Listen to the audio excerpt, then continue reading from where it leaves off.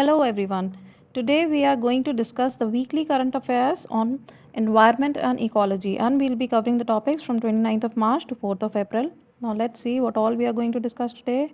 Number 1, the Pong Dam Lake Wildlife Sanctuary, species in news, that is Nakaduba Bhala Ramaswamy Sadhasivan. And then next, the Bandhavgarh National Park, first palm-based solar power plant launched in Jaipur recently, and the millet-based production. So these are the contents for today. Now moving on to our first topic, that is Pong Dam Lake Wildlife Sanctuary. So इसका हम contact समझ लेते हैं, ये क्यों news में रहा, because यहाँ पे अभी 27 माइग्रेटरी बर्ड्स की डेथ हुई है due to spread of avian influenza. Okay, तो ये इसका कंटेक्स्ट था. और इससे पहले भी ये फरवरी में भी न्यूज़ में रहा था, पिछले कई महीनों से ये न्यूज़ में है, बिकॉज बार बार ये चल रहा है डिबेट कि यहाँ पे जो 40% ऑफ फैमिलीज डिस्प्लेस हुई थी जब ये पोंग डैम रिजर्वॉयर बन रहा था, ठीक है, तो आज तक उनका सेटलमेंट नहीं हुआ है. तो ये भी एक इशू चलता है, तो इसलिए ये लोकेशन और ये सेंचुरी बहुत इंपॉर्टेंट हो जाती है पीटी पर्सपेक्टिव से. और आपको कोई स्टेटमेंट दे देंगे रिकॉग्नाइज करने को कि किसके बारे में बात कर रहे हैं, इस टाइप के क्वेश्चन आ सकते हैं. ठीक है, तो चलो हम देख लेते हैं कि ये what is this Pong dam lake wild life century. इससे पहले दिस पोंग डैम और दिस रिजर्वॉयर ये कब कंस्ट्रक्ट हुआ था? 1975 में कंस्ट्रक्ट हुआ था. कौन सी रिवर पास करती है यहाँ से? रिवर ब्यास. एंड यहाँ पे वेटलैंड्स भी मिलते हैं, ठीक है. और ये जो इसके आसपास का ये जो रीजन है ये शिवालिक हिल्स के अंडर आता है, ठीक है. कौन सी स्टेट में है? हिमाचल प्रदेश में.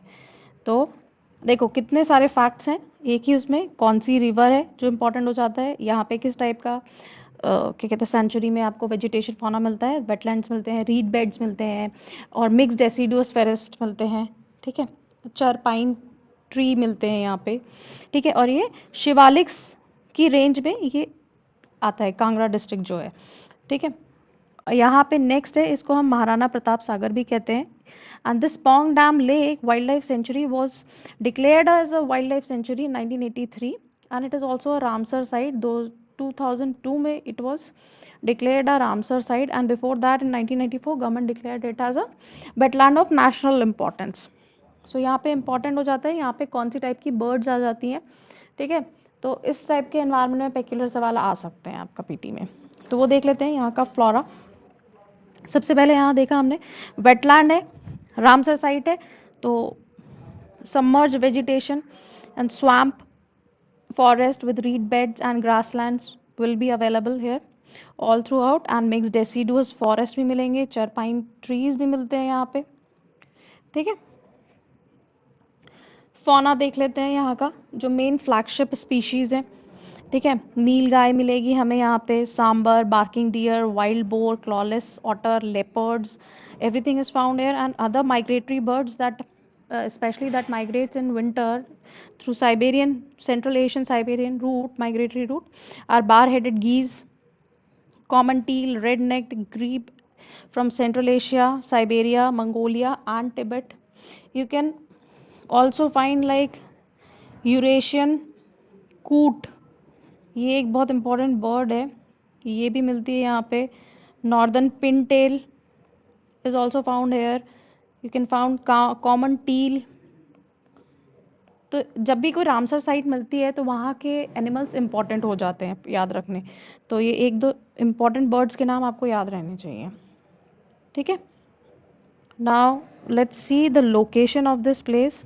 ये हिमाचल प्रदेश है, जैसा कि आप देख रहे हो. बियास रिवर यहाँ से फ्लो कर रही है ना. और यहाँ पे ये पोंग डैम है, ये इसका रिजर्वॉयर है, that is Maharana Pratap reservoir. और यहाँ पे ये रावी रिवर फ्लो कर रही है, ये आ रही है इधर से सतलुज, यहाँ पे आके मिल रही है. ये इस लोकेशन को हम यूजुअली हरीके कहते हैं, पंजाब में मिलती है. और यहाँ ये जो Beas river exactly Beas river पे नहीं फ्लो करती, इसकी बहुत सारी ट्रिब्यूटरीज यहाँ से फ्लो करती है, वो मिलती है यहाँ पे, ठीक है. और यहाँ देखोगे भाखड़ा नंगल डैम, ये कौन सी रिवर पे दिखता है? सतलुज में। और ये है ब्यास सतलुज लिंक, ये है माधोपुर ब्यास लिंक जिनके फर्दर। और यहाँ पे उज multipurpose project is found that is in Ravi river, that is on Ravi river. और यहीं पे रंजीत सागर डैम है, शाहपुर कांडी प्रोजेक्ट। ओके, ये सब लोकेशन से इंपॉर्टेंट हो गया आपका पौंग डैम की लोकेशन ब्यास रिवर पे। ठीक है, अब हम देख लेते हैं कुछ और हिमाचल प्रदेश में जो ये मिलते हैं नेशनल पार्क्स, तो उनका नाम देख लेते हैं। जैसे कि great Himalayan national park is found here and it is also a UNESCO site. It is a Pin Valley National Park is also found here, and Indar Kila National Park is also found here.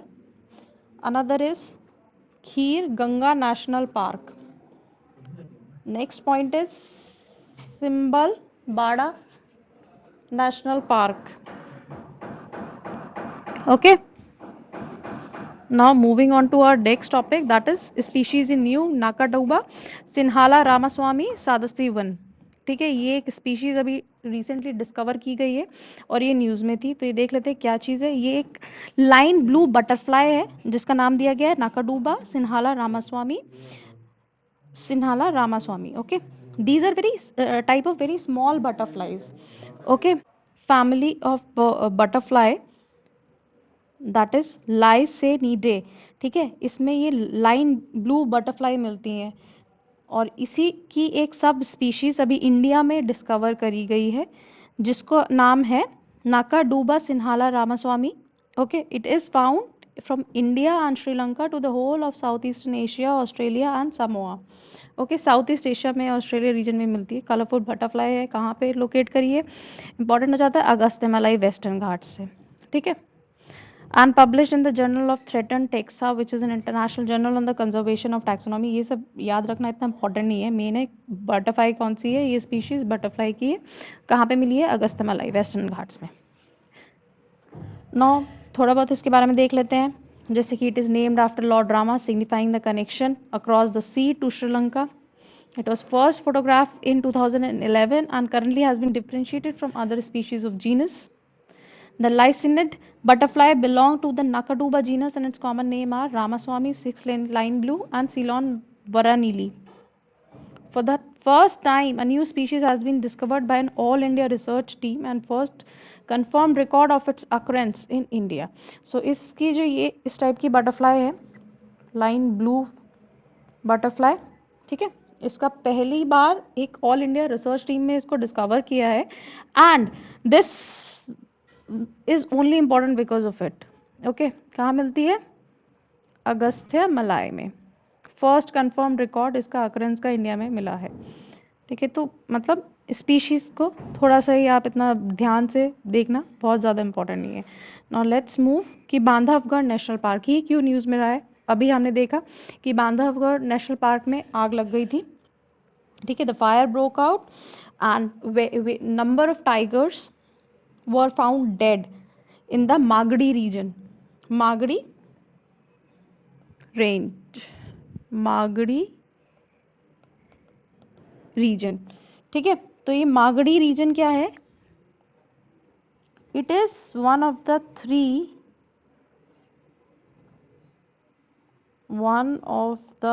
Three main zone of national park, that is Bandhavgarh national park का। तो यहाँ Bandhavgarh national park में 3 Jones हैं, एक है ताला, एक है मागड़ी और एक हितौली।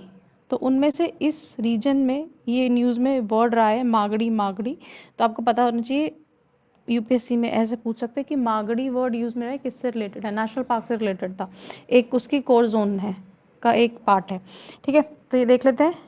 इससे पहले भी अभी ये जो फायर बहुत ज़्यादा ब्रोक आउट हो रही है और अभी बोला भी है कि इस पर रिसर्च की जाए, कि फाइंड आउट इन्वेस्टिगेशन होए कि यहाँ पे क्यों ये लैक्साइडल अप्रोच है for the management of this species in the national park, and especially when it is a place like Bandhavgarh that has one of the highest densities of tiger are found here। ठीक है, इससे पहले सिमलीपाल में भी आग लग गई थी, वो भी नेशनल पार्क है उड़ीसा में, तो इसलिए ये दोनों नेशनल पार्क इंपॉर्टेंट हो जाते हैं। ठीक है, पहले हम बांधवगढ़ के बारे में देख लेते हैं इसमें। It is one of the most popular national park in India located in Vindhya hills, okay, of Umaria district in Madhya Pradesh. It was declared a national park in 1968. The name Bandhavgarh has been derived from the most prominent hillock of the area of Umaria. The area of Bandhavgarh is flourished with a large biodiversity and place where grasp the highest density of the tiger population in the country. Similarly, the park also beholds the largest breeding population of leopards and species of deer. ठीक है, तो इसका जो main important है कि यहाँ से कौन सी रिवर पास होती है। देखो यहाँ पे पर्टिकुलरली रिवर कोई पास नहीं होती है, यहाँ पे छोटी छोटी ट्रिब्यूटरीज जो है ऑफ सोन रिवर, जो कि गंगा की राइट बैंक ट्रिब्यूटरी है, राइट बैंक ट्रिब्यूटरी, वो यहाँ उसकी इस सोन रिवर की ट्रिब्यूटरीज इस पार्क से पास होती है। ये तो यहाँ की रिवर हो गई, कौन सी हिल्स पे है, विंध्या हिल्स पे है। ठीक है, कहाँ से स्टेट में है, माधवगढ़ स्टेट, वो उमरिया डिस्ट्रिक्ट ऑफ मध्य प्रदेश में मिलता है ये। इट हैज, यहाँ पे रॉयल बंगाल टाइगर भी मिलता है, उसकी भी one of the highest densities in the world उसमें इस जगह पे मिलती है। तो यहाँ लेपर्ड भी मिलेंगे आपको, Indian bison you'll find the hyena, nilgai, sambar and chital. ठीक है, तो ये सब यहाँ का स्पेशल फौना है। तो बांधवगढ़ नेशनल पार्क में ये कब डिक्लेयर हुआ था, 1968 में। ये टाइगर रिजर्व भी है 1993। मैं आपको एक लोकेशन दिखाती हूँ मध्य प्रदेश में कौन कौन से अदर नेशनल पार्क हैं, तो आपको इसकी अच्छे से लोकेशन पता चल जाएगी। Suppose it is the area of, if this is Madhya Pradesh, let's assume here you will find Khajuraho, that is a UNESCO site, okay. then यहाँ पे नेशनल पार्क एक है पन्ना, यहाँ पे मिलेगा बांधवगढ़, ये लोकेशन है बांधवगढ़ की, इस एरिया में मिलता है ये। यहाँ पे है Kanha national park, you will find Pench here, Pench national park, and यहाँ पे है सतपुरा। ठीक है, तो ये सारे जो हैं यहाँ के नेशनल पार्क है एमपी के, ये चेन है पूरी यहाँ पे, तो ये बहुत इंपॉर्टेंट टाइगर रीजन भी है इंडिया का। ठीक है, now let's move on to our next topic, that is first farm based solar power plant. Okay, recently the first farm based solar power plant under the scheme of Prime Minister Urja Suraksha Evam Utthan Maha Abhiyan scheme has come up in Jaipur with the provision to for the production of 17 lakh unit of electricity per year every year. So यहाँ पे एक farm based solar power plant establish किया है जयपुर में। तो इससे news आ जाती है कौन सी स्कीम के अंडर, पीएम कुसुम स्कीम के अंदर। तो ये स्कीम क्या है ये देख लेते हैं। ये ministry of new and renewable energy की स्कीम है जो लॉन्च हुई थी। That was, this scheme was launch for farmers for installation of solar pump and grid connected solar and other renewable power plants in the country. It is aimed at ensuring the energy security for the farmers in India along with honoring India's commitment to increase the share of installed capacity of electric power from non-fuel source to 40% by 2020 as a part of intended nationally determined contribution. So इसमें हम क्या बात कर रहे हैं, ये MNRE की scheme है जो कि सपोर्ट करती है ऑफ ग्रिड सोलर पंप्स, ठीक है, to the farmers in rural areas, and it reduce the dependence on grid connected areas तो जहाँ भी ये जब गांव में बिजली जाती है तो दो तरह से, एक है ग्रिड से, जो डिस्कॉम जो होते हैं डिस्ट्रीब्यूशन कंपनीज, वो बिजली भेजते हैं फार्मर्स तक, ठीक है। लेकिन क्या है, तो पर हर एक को नहीं जा पाती है, इलेक्ट्रिसिटी की रीच ज़्यादा नहीं है, तो एनर्जी सिक्योरिटी नहीं है हमारे रूरल एरियाज में, और जिससे फार्मर्स का आउटपुट भी इम्पैक्ट होता है, बिकॉज एनर्जी नहीं होती तो वाटर पंप्स नहीं वर्क कर पाते। तो इसलिए इस स्कीम को फार्मर, देखो, किसान ऊर्जा उत्थान सुरक्षा, ऊर्जा सुरक्षा एवं उत्थान महाअभियान, ठीक है। तो ऊर्जा इज एनर्जी, सुरक्षा इज सिक्योरिटी, एवं मीन्स एंड, उत्थान मीन्स सपोर्ट करना, ठीक है। तो this is the scheme for supporting the farmers to increase their incomes by increasing the output by providing the off-grid solar pumps which gives the water and electricity security, ठीक है। तो ये इसको भी बजट 2021 में भी इस स्कीम के बारे में बोला गया था और इसको प्रमोट किया था और एक्सपैंड किया था। सो इसलिए ये इम्पॉर्टेंट है। इसका टारगेट क्या क्या है कि हम 20 लाख फार्मर्स को स्टैंड अलोन पंप्स देंगे, सोलर पंप, और 15 लाख फार्मर्स को grid connected solar pumps, grid connected pumps को सोलराइज करेंगे। तो बेसिकली सोलर कैपेसिटी इंडिया की बढ़ानी है टू 30.8 गीगावाट बाय 2022, ठीक है। So that is the target of this scheme. अब इसमें मेन इसका फायदा क्या होगा कि the discom will be required to give less subsidy, the government need not to give subsidies to the farmers, the discoms will not incur transmission losses, there will be expansion of irrigation to non electrified and non irrigated regions of the country,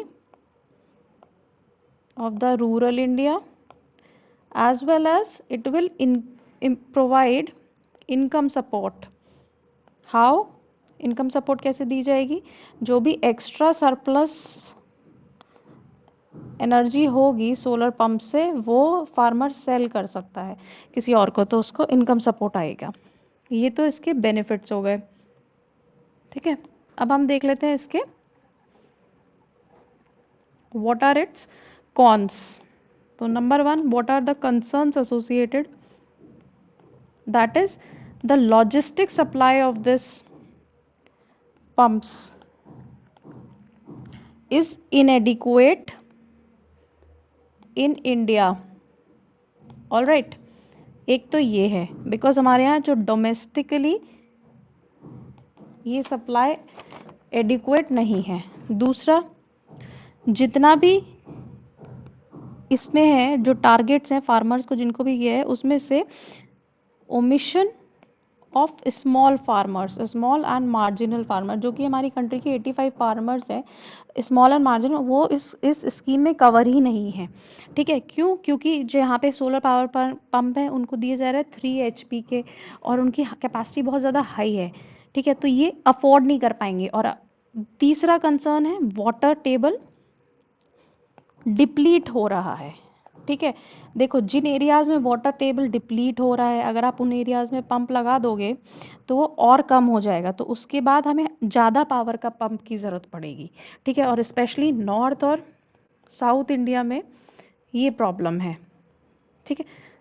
so these are the concern associated, but obviously it will provide the benefit. You have to write a positive answer, that is scheme will be open a stable continuous source of income to the rural landowners by utilization of their dry uncultivable land, and also increase the clean energy and generate employment in the rural areas. तो ये इसके benefits भी है, और in whole this is a good scheme, but these concerns need to be addressed. All right, now moving on to our next topic, that is millet based production. So what is here कि आजकल millets are very much vogue in fashion, and you'll be seeing the Western world having the increasing its consumption. So India also wanted to fast catch up with the Western world in millet consumption. That's why the government is focusing more on the millet production, millet based production. So millet based products are gaining the acceptance in the West, as well as we need to promote it in India. So what are millets and why they are like being being so much in vogue? Okay, millets को हम एक super food कहते हैं. You see, it is an, you can see millet production is an approach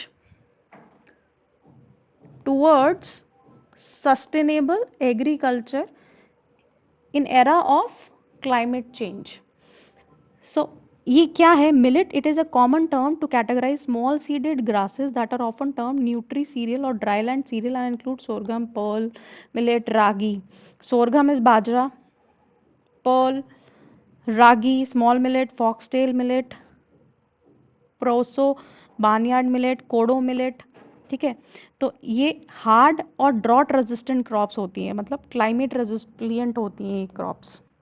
इनको कम पानी की जरूरत पड़ती है, कम वाटर, एज वेल एज इसके साथ साथ जो पुअर सॉइल कंडीशंस होती हैं जिनमें फर्टिलाइजर की जरूरत नहीं होती, पानी नहीं होता, ऐसे में ही उग जाती है. खेतों में अगर कई बार कुछ नहीं होगा तो अपने आप भी उग जाती हैं, इनको पेस्टिसाइड इन सब की जरूरत नहीं होती है. जितना भी हाई टेम्परेचर हो, doesn't matter, it they can withstand the higher temperature, make them perfect choice for the climate smart cereals. So that's why they are being focused more and more. For the government is focusing for their increased production. In fact, government ने national year भी dedicate किया था 2018 को as a year of millets, and internationally also international year of millet भी बोला गया है कि 2023 को FAO ने बोला है कि 2023 is a international year of millet. So देखो कितना इस पे फोकस है. इंडिया में जो है इनका डिस्ट्रीब्यूशन देख लेते हैं. इंडिया में लार्जली 3 टाइप की मिलेट ज़्यादा मिलती हैं, ज्वार, बाजरा, रागी. ठीक है, बाकी स्मॉल भी मिलती हैं जैसे कि कोडो जो हमने ऊपर देखी, कुटकी, चेना, सामना. और जो मेजर स्टेट्स जो इंडिया में हैं वो कौन से हैं? एक है राजस्थान, सबसे ज़्यादा मिलेट्स प्रोड्यूस करते हैं. बाजरे की रोटी ये सब आपको कहाँ मिलता है? राजस्थान जैसी जगहों पे ज़्यादा मिलता है. आंध्र प्रदेश, तेलंगाना, कर्नाटक, ये ड्राई लैंड एरियाज है. ये जो पूरा इंडिया का रीजन है साउथ का, जो ये स्टिक हॉकी स्टिक रीजन है, ये पूरा ड्राई है. यहाँ पे आंध्रा और तेलंगाना आते हैं, कर्नाटका आता है. ठीक है, महाराष्ट्र भी कवर होता है इसमें, महाराष्ट्र. और इधर आता है ये गुजरात सूखा इलाका, राजस्थान सूखा इलाका, हरियाणा ऊपर जो ये पूरा ड्राई लैंड वाली बेल्ट है, इनमें ज़्यादातर मिलेट्स मिलते हैं हमारे यहाँ. ठीक है, हरियाणा, गुजरात, राजस्थान तो है ही. तो ये 2 जगह पे हमारे यहाँ मिलेट मिलते हैं. All over the world, India, Nigeria, and China are the largest producer, accounting for more than 55% of the global production. For many years, India was the major producer. However, in recent years, the Africa has dramatically increased the production of millets. And pearl millet in India is the 4th most widely cultivated food after rice, wheat, and maize. तुम्हारे यहाँ pearl millet बहुत खाती जाती है. ठीक है, जिसको हम ज्वार कहते हैं. The millets are available almost all across the country. So let's see what are its benefit. The millets are nutritious cereals. Okay, so they help in tackling the health challenges such as obesity, disease, and diabetes, lifestyle problem, as well as they are gluten free, they have low glycemic index, and are high in dietary fiber and antioxidants. So they are very good food. और in fact जो major cities हैं, दिल्ली, चेन्नई, बैंगलोर, यहाँ पे तो focus है कि इस type के न्यूट्री सीरियल ऑर्गेनिक फूड पे ज़्यादा फोकस जा रहा है, क्योंकि लाइफस्टाइल डिजीजेस बहुत ज़्यादा हैं ऐसे जगहों पे. ठीक है, और इन पे stress, pest disease, less water intensive तो हैं ही ये.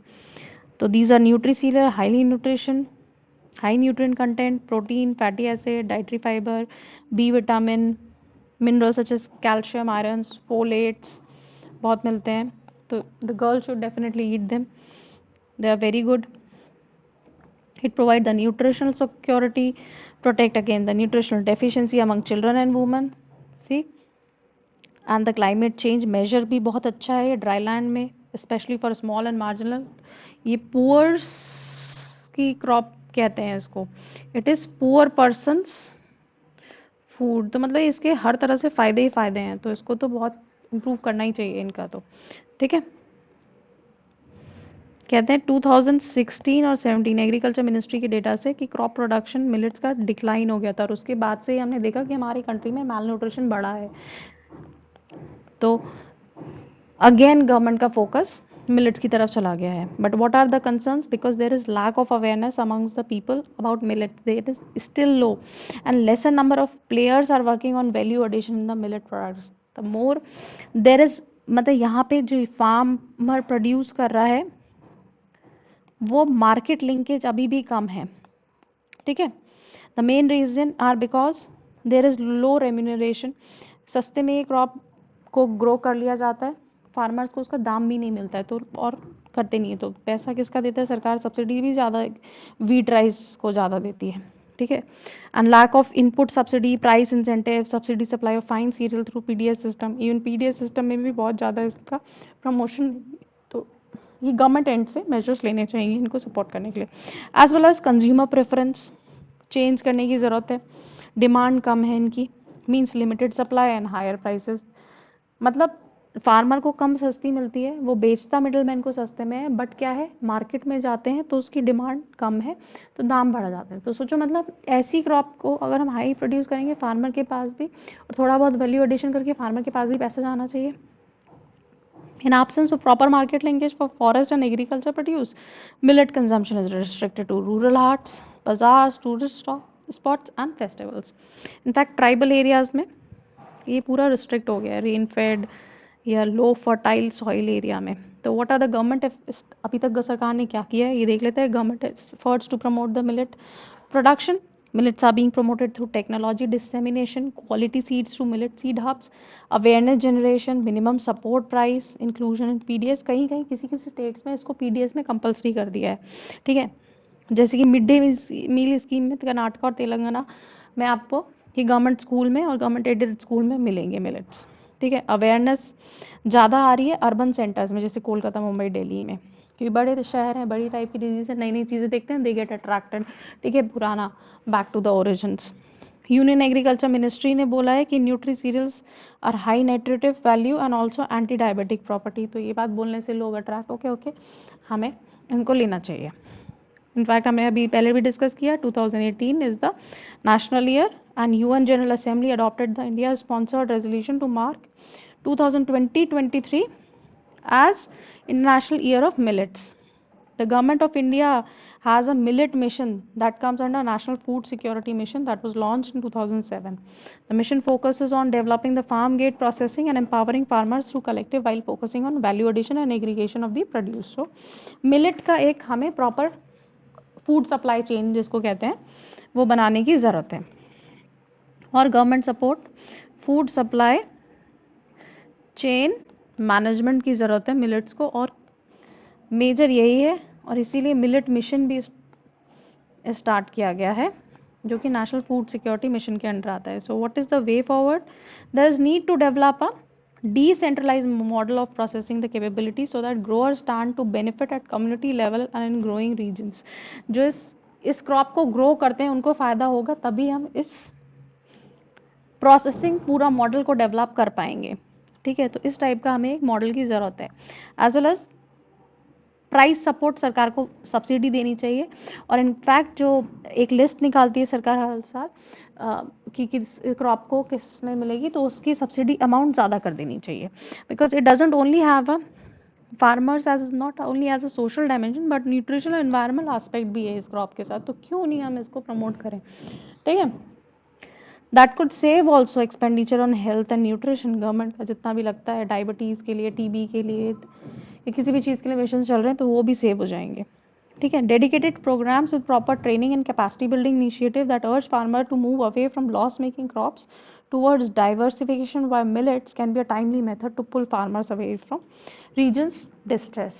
तो जैसे पंजाब का एरिया है, हरियाणा का, वहाँ पे वाटर टेबल डाउन होने फिर भी वहाँ पे चावल उगाया जाता है, ठीक है, इतना ज़्यादा एक्सेसिव वाटर इरीगेशन होता है वहाँ पे, पानी का खेत पानी से भरा रहता है हर वक्त, जिससे कि सॉल्ट जो है वो एक्यूमुलेट हो गए हैं, हार्ड पैन बन गया है सॉइल का, और ऐसी चीज़ों से मतलब हरियाणा जैसा एरिया जो कि वाटर में कमी है जहाँ पे, वो चावल उगाता है, हालांकि चावल एक वाटर इंटेंसिव क्रॉप है, ठीक है। तो ऐसे जहाँ ऐसी जगहों पे हमें इसको क्रॉप का और डाइवर्सिफिकेशन करना चाहिए, और क्लाइमेट रेजिलिएंट है, सबसे इंपॉर्टेंट बात ये है आज के टाइम में, क्लाइमेट चेंज को हेल्प कर पाएगी इंडिया की फूड सिक्योरिटी में, तो इसको इम्प्रूव करना ही पड़ेगा। ग्रीन रेवोल्यूशन में भी इन पे फोकस नहीं था, तो अब इन पे हमें रिन्यूड फोकस देना पड़ेगा, इनके लिए पर्टिकुलर रेवोल्यूशन हम स्टार्ट कर सकते हैं।